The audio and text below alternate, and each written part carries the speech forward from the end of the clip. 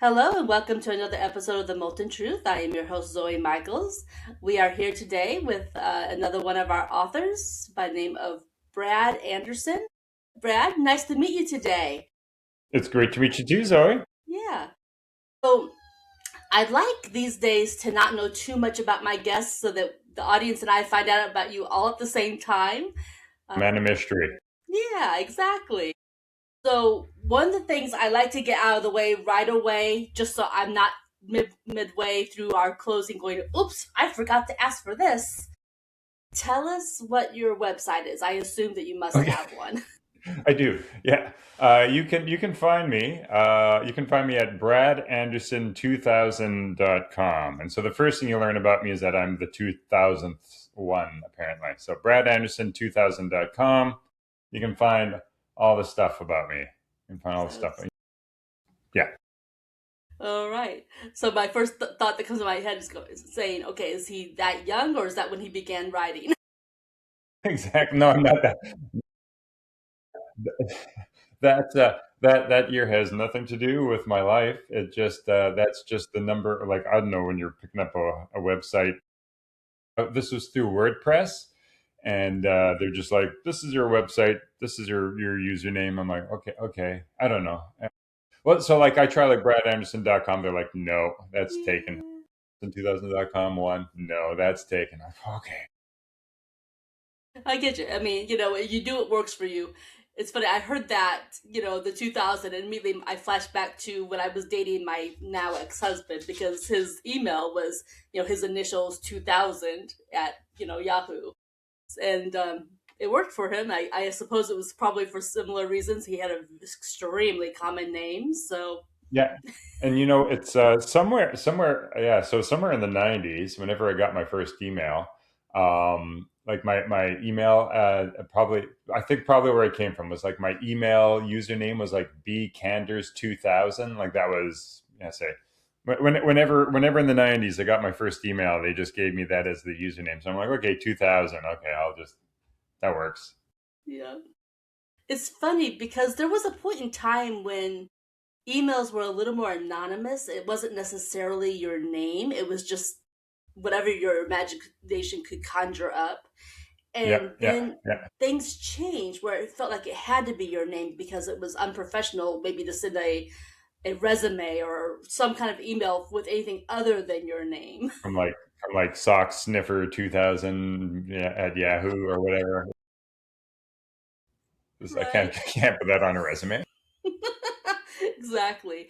For a while, I used something called Badger Font, which was half badger, Badger hunt. half elephant, half badger, half Okay. elephant, because Oh, okay, a okay. boss had given Badger me hunt. that as a nickname. Apparently, I was very strongly reminding him of things he needed to know because that was my job. So I Okay, was yeah, Badger Font. yeah. That's awesome. Yeah. tell, It tell was that tell unique, that story at every job interview from for the rest of your life. right? Exactly. But again, not necessarily a professional email address to No, use. So, like, here we no, go. Here we no. go with the names or the initials and numbers. Brad Dodd Anderson. Yeah, all boring now. Yeah, there we go. Yeah. All the joy has been sucked out of the internet. But I'm Yeah. sure what is not boring at all are probably the books you write. So tell us about Here's hoping. those. Yeah, sure thing. Yeah. All right. So I'm a sci-fi author. I published well, okay, so I published a handful of books. I self-published three books, but I've traditionally published two books. I got them right here: Hmm. Duotero and Ashme's Song. This is my more recent one, Ashme's Song. This one's a little older, Duotero. Yeah. Let's see, what can I tell you here. I guess this one's the more recent one, Ashme's Song. So I'll tell you a little bit about that one. Ashme. So it's science fiction. So of course it takes place on another planet sometime in the future. And so on this planet in the future, our young heroine Ashme, she lives in a society that's kind of on the brink of civil war. Kind of, it is on the brink of civil war, and civil war totally breaks out. And she belongs to a group that's been kind of held down and crushed by this other group, and she is facing this dilemma. Like she's young, she has these unique sci-fi powers that allow her to manipulate technology. So she feels she has something to offer the resistance, that the people fighting for her side. So she wants to do that, like all young people might. But she has a special needs brother, and she's really the only caretaker left for him. And so, if she goes off and she fights, what's going to happen to her brother? She goes after if she looks after her brother, she won't be able to contribute. And so she's kind of that's the emotional tension throughout. It's just sort of this wanting to, yeah, wanting to be wanting to be part of the fight, but wanting to be part of the solution. But which problem do you want to be the solution to, right? The big fight that's going on in your society, or the fight, or the challenges going on in your family, and hijinks ensue. That's this, and the story progresses from there. Very cool. Where do you draw your inspiration? Yeah. Oh, the world. Usually the world. I guess a combination of areas. So I often will just have ideas flopping around my head, and usually my ideas are more kinds of characters, or yeah, I don't know, it's weird. So, yeah, oftentimes the ideas that kind of bop around my head are just, okay, these characters doing this thing, but there's no story attached. I just sort of have these views, these ideas of characters. And then over time, I pay attention to the news. I pay attention to what's going on in the world. I have opinions and thoughts and feelings about things that are going on in the world. And I'm like, you know what? This would make a cool story. I think there is something that I would like to explore. And oh, this character that's bopping around in my head would be a great way to tell this story. And then I kind of merge the two together and start building it out from there. So a little bit of real world, a little bit of just ideas popping around my head, and yeah, they kind of come together. I get that. Sometimes the things that inspire me start off as areas of things that I'm frustrated with and would like to change. And so in my book, I can change it. Or Yeah, I can yeah, create a dystopian world around it if I so desire. yeah. I know. And just looking sort of a little bit at your website, it looked a little bit like fantasy. Is that kind of your genre? Is that your game, or I sci-fi? suppose. I'm not sure if I've I think locked so. in on one specific genre. Yeah, yeah, I like to bounce around a little bit. yeah. I started off with like my first book being fantasy. Okay, Um, yeah. but then like the other one was science fiction dystopian, and then the next one was romance. I kind of have been Okay, all over the map because just whatever. why Yeah, not? yeah. I know, right? Yeah, just whatever ideas in your head. I, Yeah. I, I find so two things. See if I can remember two things while I'm talking about the first thing. So I can't even remember the first thing now. Oh yeah, okay. So I find genres like science fiction and fantasy as well um, allow you to maybe explore themes more freely that are actually happening in the world. Uh, Yes. if you wrote a story like set in the real world, like everybody comes to that with baggage, you come to it with baggage, and all of a sudden you're picking a side. Whereas in sci-fi fantasy, because you're creating the world, and readers are coming to it expecting a new world, you can sometimes explore themes, I think. You can explore themes more objectively than you might if you're just setting it in the modern day, I find. I would even So say more safely. There is a book I intend to write. If I wrote it in present day tense, I guarantee probably the entities that I'm lashing out about in my book would sue me. But there you you go. said in the Yeah, yeah, future, a yeah. whole different world, Yeah, yeah, yeah. dystopian No, exactly. society. Yeah, What can and they I think, say? yeah, yeah. Like I think science fiction and fantasy can be genres where it is a little safer. So it's safer to explore themes, like it's safer for the writer, but it's also safe, I think, for the reader as well. As I say, like in the real world, we all have positions, we all have like real things that are happening to us, and some like it's like you can't let go of that. Whereas, yeah, if you let yourself be taken off to a fantasy world, you can sort of let go of some of these things and explore ideas maybe more genuinely.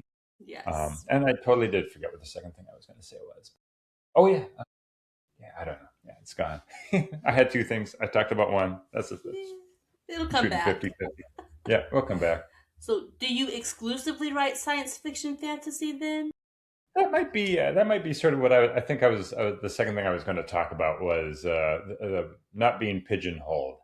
Yeah, that's what I was going to talk about. So I'm my novels thus far have mostly been science fiction. The one that I'm working on now would, most people would probably classify it as kind of fantasy or maybe sci-fi fantasy if you're generous. So my novels have been science fiction. I find when I write shorts, because I also write short stories, I find like a lot of my short stories, they're not the traditional fantasy, but they're like science fiction.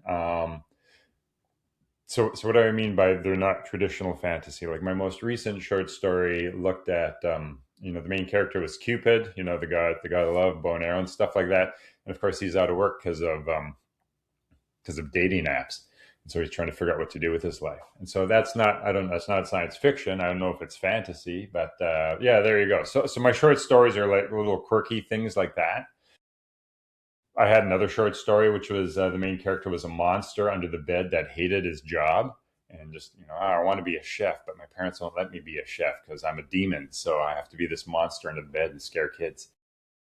So yeah, my short stories are like that, whatever genre you want to call that. Because I don't know. And maybe you can share your thoughts on your feelings on this as well. Like, why do you bounce? Let me just, let me start with the question. Why do you bounce around genres? What's your reason for science fiction, fantasy, romance? What's going on? I think it's about the vehicle that best serves the story.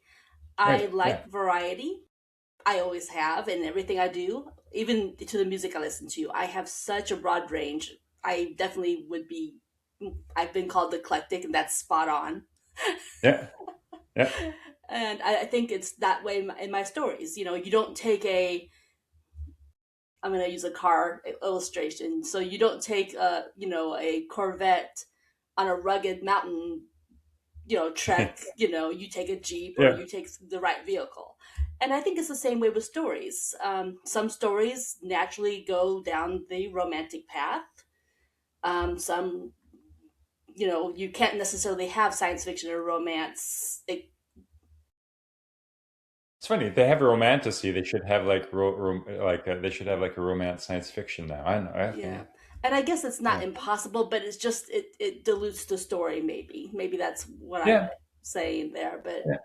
Yeah. there's just some vehicles you have to make a choice. What direction are you going to take the story, and then you choose the right vehicle for it.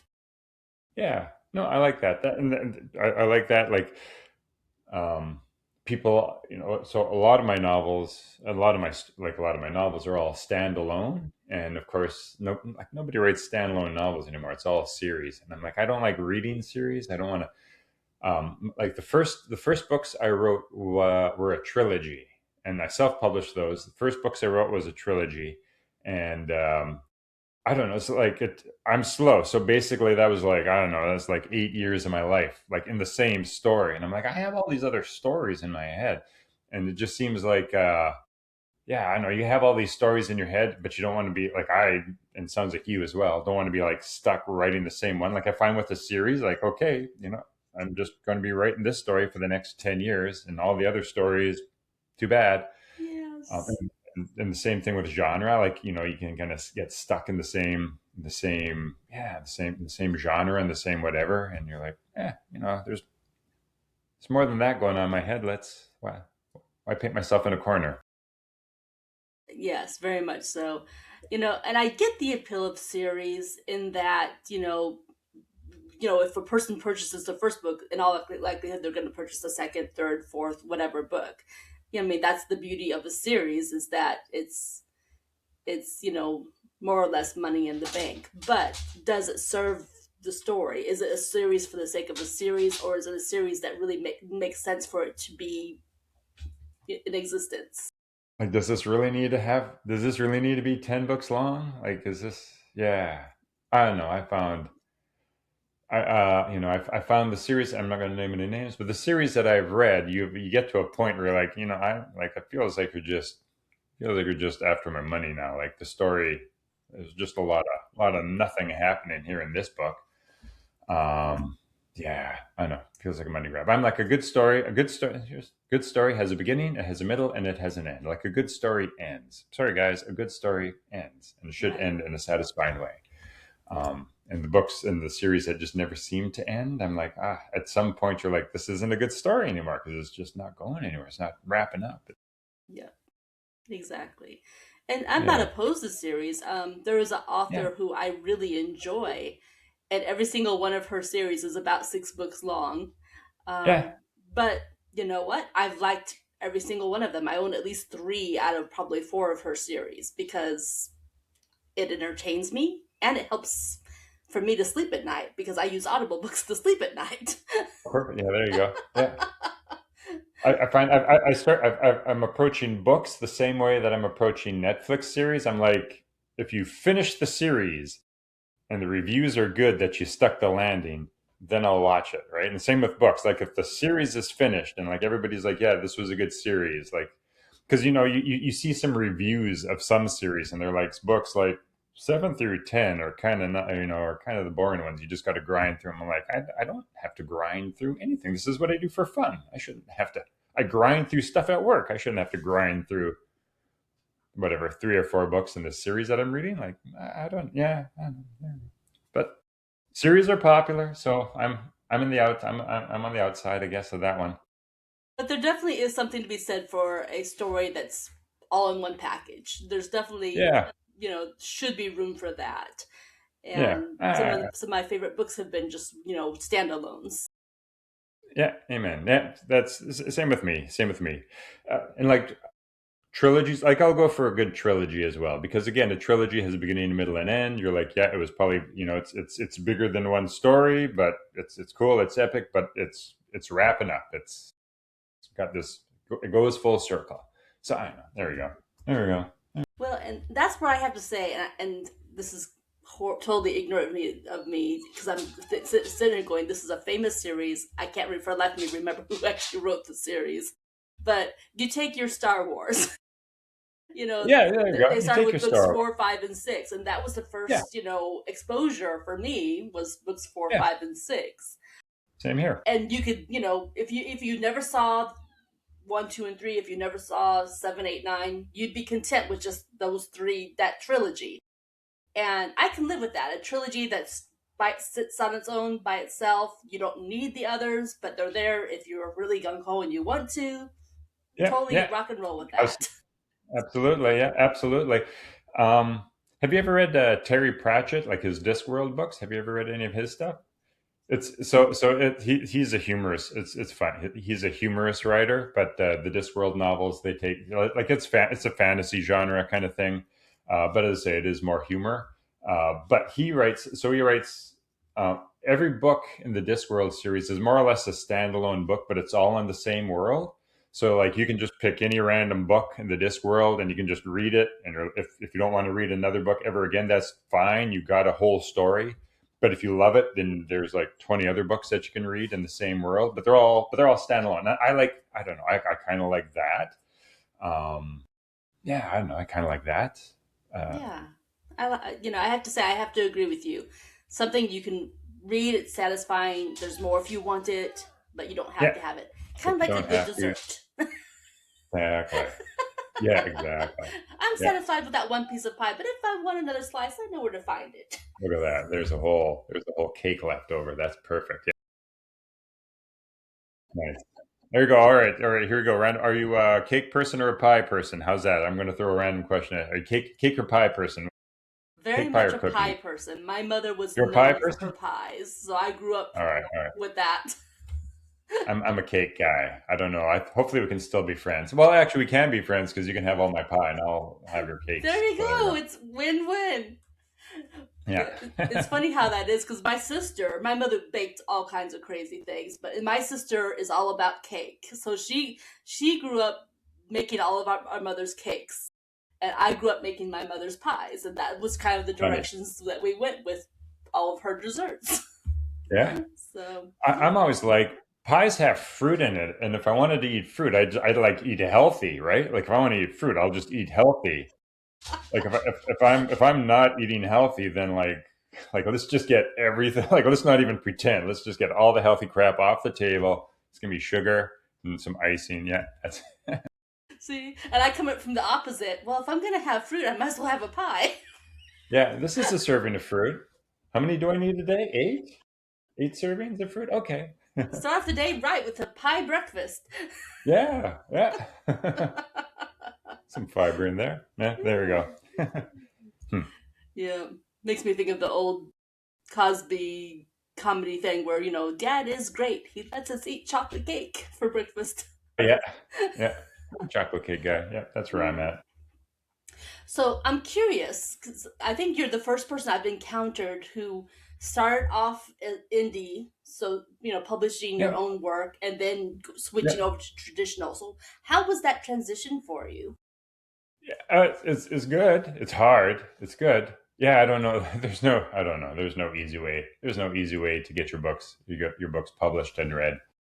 Um, yeah. So I found the trends like in terms of like the hard part was finding it. The hard part's finding a publisher, and it adds a lot more, I think, time and work and Mm-hmm. things. As all right, so you want to be traditionally published. Ideally, you want to hope for the best, and you're like, okay, I'm gonna try to get an agent, and they're gonna maybe try to get me to one of the big publishers. So you got to try to find an agent first, and that can take like a year because you got to query all these agents, and they're like, just stick this on the slush pile. We'll get to it in like 4 months and let you know. So you're just sending all these queries out. You're waiting. 6 months later, you're like, nope, no, and then so that takes a long time. Um, and so I never I did the querying process, but I never got an agent. I didn't go through an agent. What I got, I went through sort of an indie publisher, right? So, but same deal. So you can approach indie publishers and you query indie publishers, and again, it's okay. Takes us whatever, however long, add it to the slush pile. So it's like just a slow process. You're just sending out queries all the time. You're like, is my query okay? I don't know because it's all happening in slow motion. So it's a pain. It's a slow process. And then finally you get the best news ever. A publisher's like, yes, I'm going to pick this up, and it's going to go into my queue, and it's going to be published 8 months from now. And you're like, oh man, okay. So it's a slow process. It's I don't know. It's a challenging process because you get a lot of rejections, and you just got to grind through that. Um, but then once it happens, it's great. There you go. Once it happens, it's great. So it's just really hard, and then you're like, yay, it happens. So that's I don't know. Yeah, and so yeah, for anybody out there, is what should you do? Should you self publish? Should you traditionally publish? I don't know. I don't think one way is easier than the other. If you self publish, then you got to market. You got to market the hell out of it yourself, right? Then your Right. job is going to be marketing your books. Hmm. And honestly, if you go through a traditional publisher, your job is also still going to be marketing your books, but you get a little bit of support with that. So yeah, it's I don't know if there's an easy way. So yeah, I'm kind of neutral on both ways. The book that I'm writing now, like I'm sort of in process, my work in process. I don't know what I'm going to do with it yet. I don't know what I'm going to do with it. I don't know. We'll Okay. see. Yeah, Yeah. So you really are kind of flip a coin then. Okay. yeah. It's life's an exploration. The first trilogy I just published, I self published because why not? And then after that, I was like let's well yeah, it's hard to it's hard to make sales as a self published. So I was like maybe I'd have better luck traditionally publishing. So I tried that, and I'm like, well, that's a lot of work, and I don't know if the payoff is worth that. So yeah, now I'm like, I don't know. Either way, either way, it's hard. So yeah. So how recently were the traditionally published books published? I mean, that Yeah, might be a factor too. yeah, this most recent one was I think 2024. Yeah, 2024. Ashmi Song was 2024. Duotero was originally published in 2019, and then the publisher retired, and then I got the rights back to the book. And I'm like, what? And then there's another publisher, Shadowpaw Press, who they take up. They call it like reprise, like they'll take up previously published. Like basically, it's like books in my situation was previously published, but now the rights reverted back to me, and then they took it on. So this guy's been published, I guess, twice. First published in 2019, but then the next publisher picked it up again in around 2022 or so, I think it was. So again, all this stuff moves in slow motion.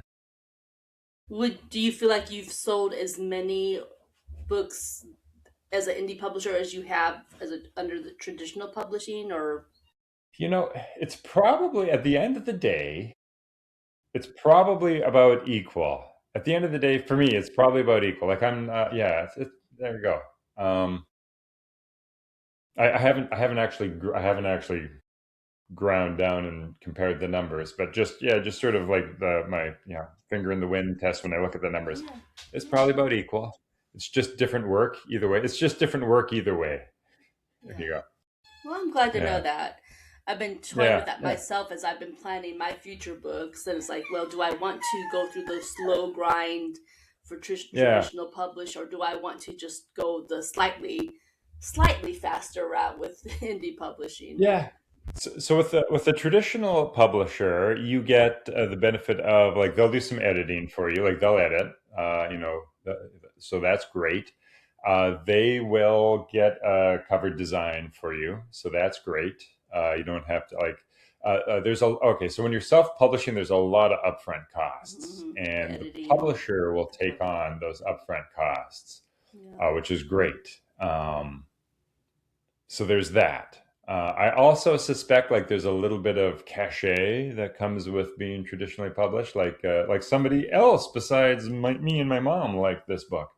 True. I don't know if there might be some cachet with that, but I don't know if that translates into any other sales. Like I don't think that's it's just when you're at a cocktail party, it adds cachet. But in terms of actual sales, I don't know if that actually impacts. So if you self-publish, there's a lot of upfront costs that you'll pay. Publisher will pay those if you're traditionally published. A traditional publisher will also maybe have their own sort of sales channels in place, and so they can kind of move your books through those sales channels. Most sales are all online, anyways. But they're at comic cons, they're at their book fairs and stuff like that, and they'll have your book there. So there's a little bit of you get maybe you sort of get access to their channel and their marketing machine through the traditional publishing. Yeah, but then you lose control. You don't really have any control over the title page or over the cover page. Like this is the cover that we're paying. What do you think? You can say good or whatever. Keep it to yourself. Yeah, I know. So yeah, there's trade offs, right? There's trade offs. There you go. Yeah, no True. right answer. Yeah. Well, it's interesting to hear that because there was a. I mean, I really would have thought that the wow traditional would be the way to go. You always hear that that's the way to go if you're able to Yeah. get that because there's supposed to be all the perks involved with it. But I'm glad to know that it's maybe not as rosy a picture as what I've been Well, led to believe. yeah, like there's some self-published authors that just sell like a gazillion books, right? Like they got their processes going and they just move books. And so like you don't need to be traditionally published to move books. I say traditionally published, yeah, they pay for a lot of costs. They will pay for some of the marketing effort that happens up front. Um, but it still doesn't really, yeah, like you still, it's not like I don't know. In today's world, as an author, you still need to do a lot of publicity yourself. Like just you can't just I'm traditionally published and now I can go off into a cabin in the woods and it's all taken care of. Like you still have to put a lot of work effort into into promoting it yourself as well. So yeah, I know it's trade offs. Yeah, I guess so. that upfront cost can be significant, and editing can be super helpful, and it can be super expensive if you don't have a publisher doing it on your behalf.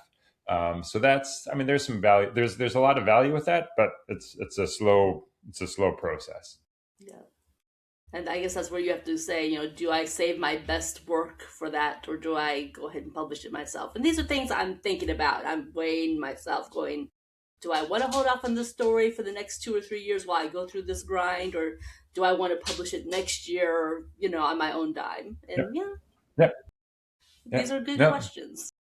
these are great. Those are great questions that have no right answer. There you go. Yeah. Yeah. It's funny to me because until a year ago, it never occurred to me how much work a author has to do to be visible to an audience. When I look That's like back, I don't think I ever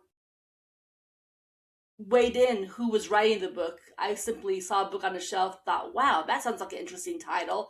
Read Yeah, the I cover know. jacket. Yep, I like the sound of that story.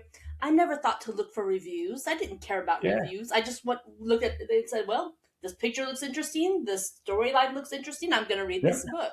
that's it. Yeah, I And, know. and Yeah. it was a real wake up call to go, no, not everyone thinks that way. No, and I mean, I think the way the book buying process has changed, which is so you used to have to go into a you used to have to go into a bloody bookstore and like actually walk through shelves. Whereas now, like I think Amazon has changed the game, and so Amazon, it's kind of like whatever pops up at the top of your recommended list, which is based on like there's an algorithm, like how many likes did you get, and how many reviews do you have, and blah blah blah. That sort of shows where it shows up on people's recommended reading list. Yep. And so that becomes this, okay, I need to get the reviews, I need to get the stars, I need to get the units sold. And so now I need to get this audience. And it's kind of forced. Like if you want to move books in this world, you kind of need to have an audience. You kind of need to have a social media presence. People kind of need to know that you're there and that, hey, I got a book, check it out on Amazon. Right.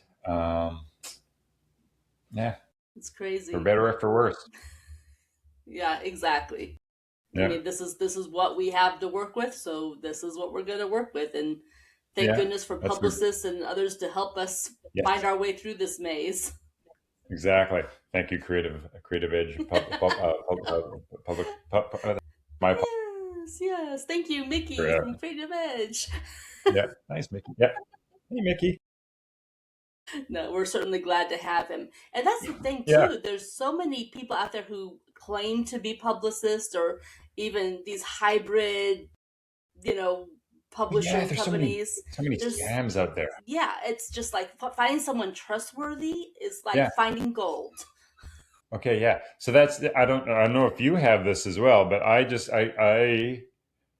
get like a lot of emails and phone calls from just these random like, hey, we're a bookmark. Hey, we heard about your book, and they'll even say things like, hey, your book is awesome. I honestly totally read it. I didn't get AI to give me a summary of it. Your book is so amazing, but it needs to be promoted. And you like, I don't know, like I get a lot of those kind of spam Yes, emails me and phone too. messages, Or my like a favorite, the fellow lot. author, and what's your process? And then they Yeah, ultimately are wanting to go down that sales road. pitch, Uh huh. sales pitching coming. Yeah, I know it's there's a lot of that.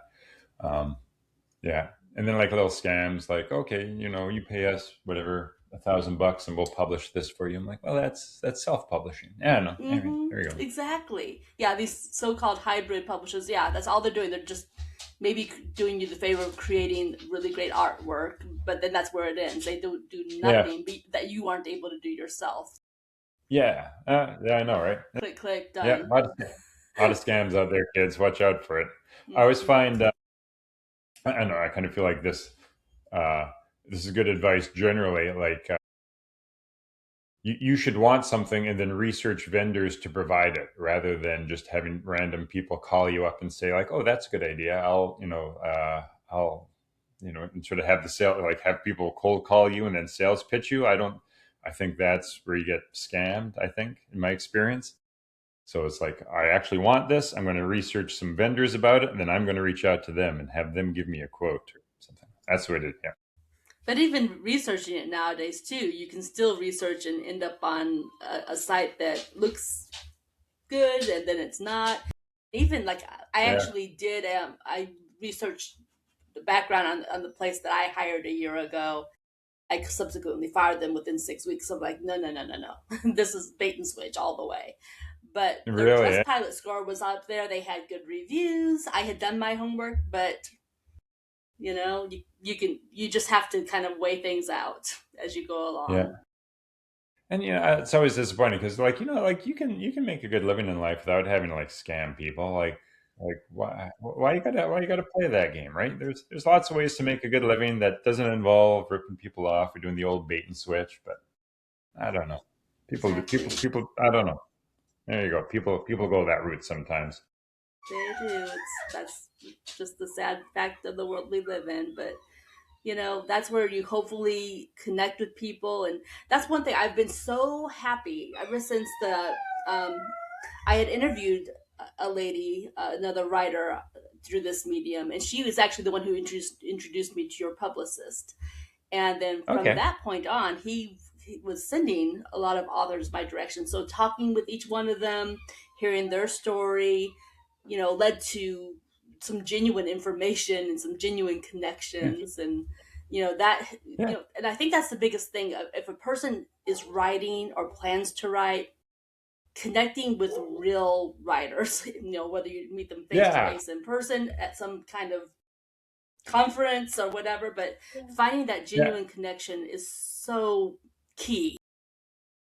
And then yeah, like help me avoid the mistakes you made or avoid the people that you found out the hard way should have been avoided. Like yeah, Yeah, absolutely. Share exactly. Or stories. Share help stories. me understand what the genuine article is.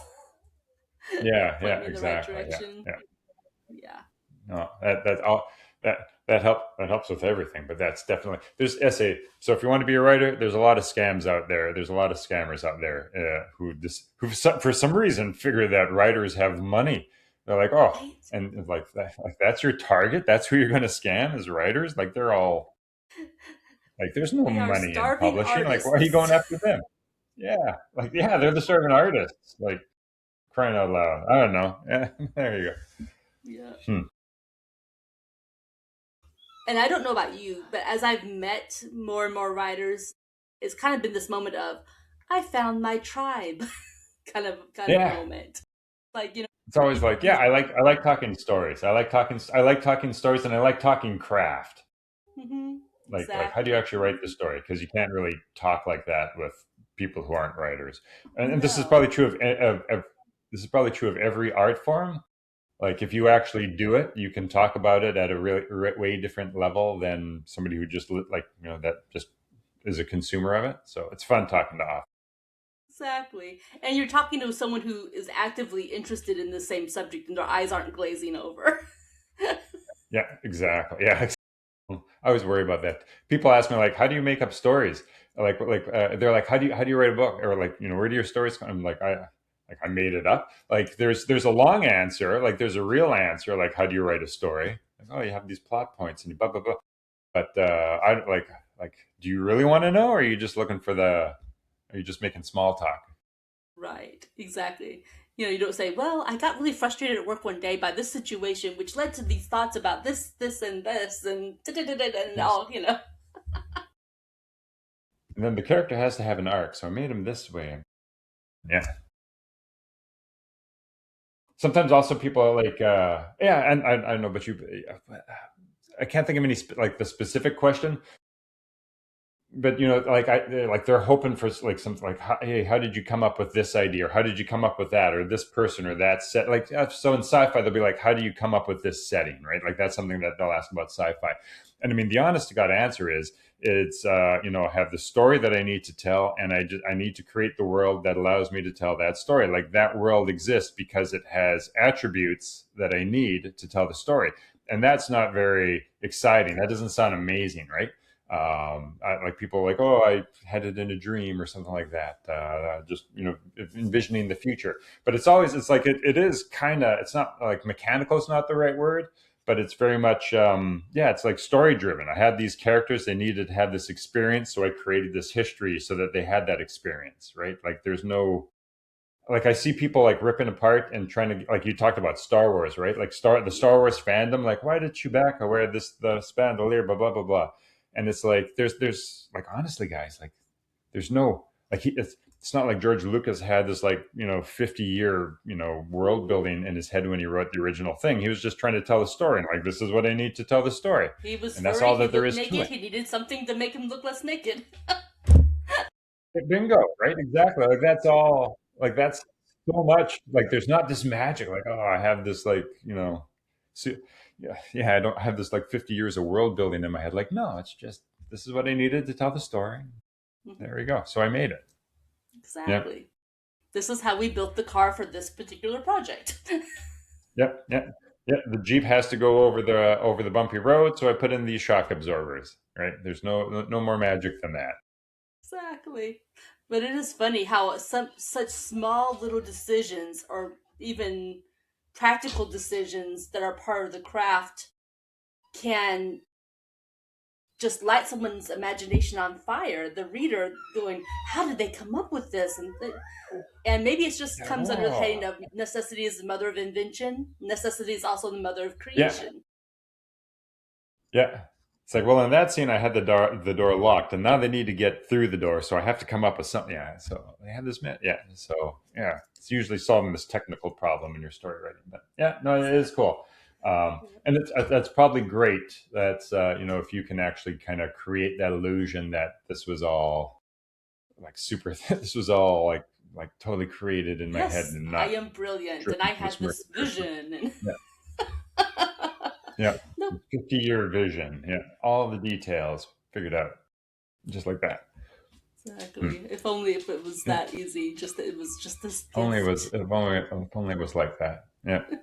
No. We didn't lose nights of sleep trying to figure out how do we solve this problem so we can continue world building, or ooh, if only Yeah. this new Yeah. story had happened 2 years ago when I wrote my book, because that would have been a great thing to put in my book, kind of thing. Yeah.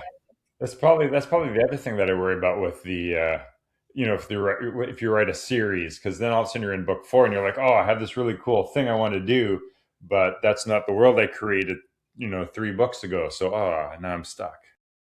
Yep, absolutely. Well, as we round down toward our time, because our clock is ticking against us, I do have a random question from our previous guest. The previous guest asked, "What brings you the most joy in your life?" What brings me the most joy in my life? There's a lot of things that bring me joy. What brings me the most joy? Yeah, so it's simple. Hanging out with my wife and my dog. That's pretty awesome. I'm a fan of that. Hanging out with my wife and my dog. I also enjoy gardening. Gardening on a nice day. Gardening on a nice day, not gardening in the rain. Gardening on the nice day, that brings me joy. Hanging out with my puppy and with my puppy and my wife, that also brings me joy. So probably number one would probably be hanging out with my wife and dog, curled up in Well front of the answered. table. What brings you? Throw the table, turn the tables. What brings you the most joy? Tables turn.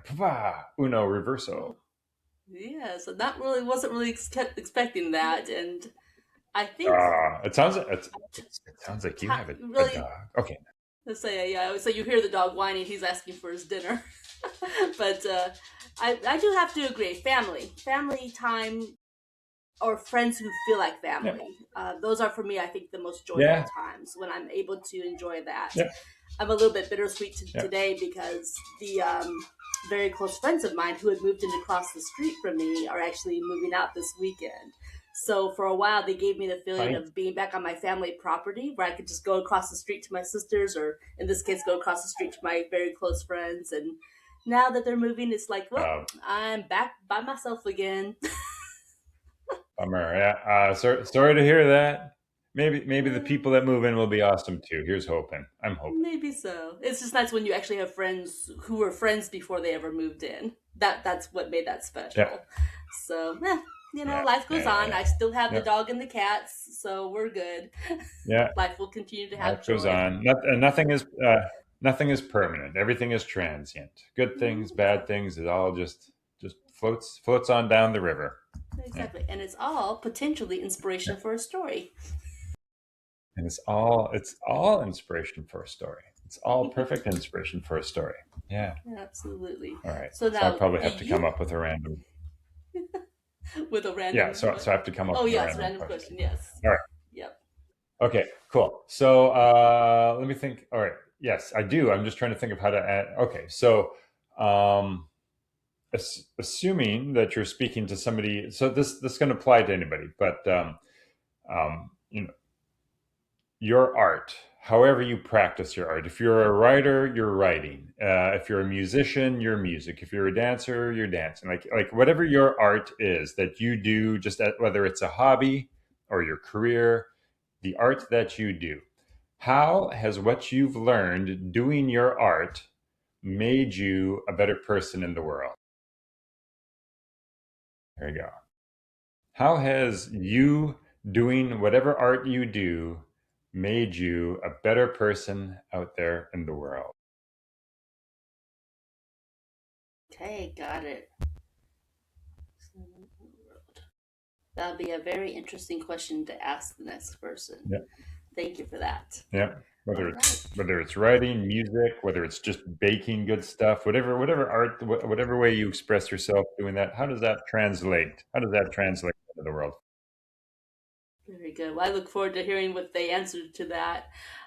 Do you have any additional thoughts? Anything you specifically would like to share with our audience before we call this a recording? Be awesome to each other. Have fun. Check out my books. Check out my sci-fi books. Ash Me Song or Duotero. You can find links on my website, bradanderson2000.com. They're both standalone books.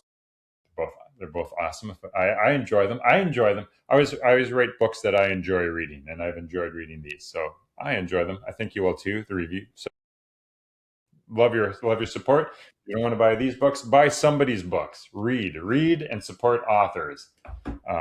There you go. And don't Read and forget to support give them authors. a review. Give them a great review. Get that algorithm. Smash that like and subscribe. Exactly. No, So if you yeah, really get enjoy that an author's algorithm. book, that's the best compliment. It's the equivalent of giving a tip It to a waitress at the restaurant. Give your author a is. It is. review. It is. Yeah. All Yeah. right.